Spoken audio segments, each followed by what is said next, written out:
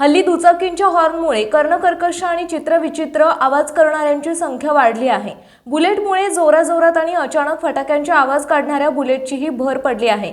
अशा सायलेन्सर बदलून आवाज करणाऱ्या उरुळी कांचन तालुका हवेली येथील वाहतूक पोलिसांनी बुलेट धारकाचा फिल्मी स्टाईलने पाठलाग करून तरुणाला ताब्यात घेतले। उरुळी कांचन आणि परिसरात रस्त्यावर सुसाट वेगाने बुलेट चालवून सायलेन्सर मधून फटाक्याचा आवाज काढणाऱ्या तुकार बुलेट राजांमुळे रहिवासी, ज्येष्ठ नागरिक आणि लहान मुले त्रस्त झालेत। कॉलेजवयीन तरुण महाविद्यालय परिसरात अशा गाड्या घेऊन फिरतात। तसेच बुलेटचा सायलेन्सर बदलून फटाक्यांचे आवाज काढण्याचा नवा ट्रेंड तरुण मुलांमध्ये लोकप्रिय झाला आहे।